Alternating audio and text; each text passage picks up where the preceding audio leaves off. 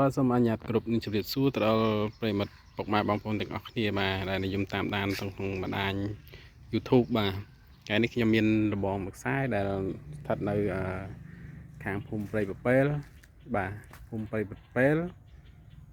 បាទខាងខេត្តកណ្ដាលពុកម៉ែបងប្អូនណាបាទហើយរបងដែលខ្ញុំធ្វើនេះបាទគឺ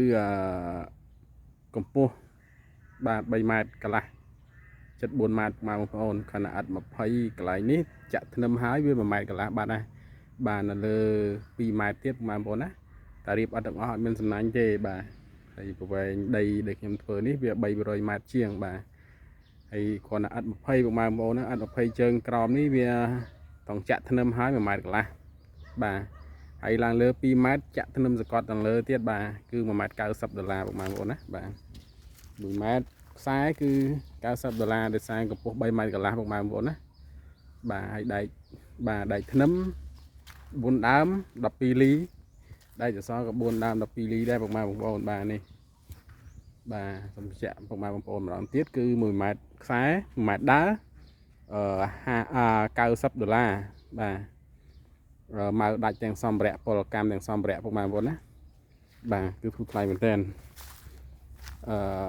ដោយសារខ្ញុំតែងតែផុសនៅក្នុង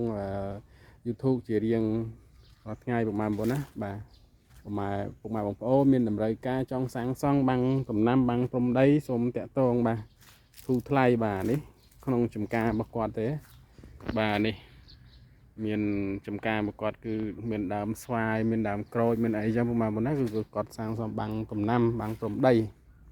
បាទហើយកម្ពស់3ម៉ែត្រកន្លះបាទ1ម៉ែត្រដល់$90បងប្អូនណាគឺធូរថ្លៃហើយខាងលើរៀបអត់ចាក់ស៊ីម៉ង់2ម៉ែត្រហើយមានសកត់ធ្នឹមពីលើទៀតណាបងប្អូនណាបាទខាងក្រោមនេះគឺចាក់អត់ហើយចាក់ធ្នឹមហើយ1ម៉ែត្រកន្លះបងប្អូនបាទតម្លៃធូរថ្លៃបាទអត់ថ្លៃទេពុកម៉ែបងប្អូនណាបាទគឺខ្ញុំមកដាច់ទាំងសម្ភារៈទាំងអស់ពុកម៉ែបងប្អូនបាទធានាគុណភាពមកស្អាតឲ្យពុកម៉ែបងប្អូនតែម្ដងពុកម៉ែបងប្អូនណាបាទ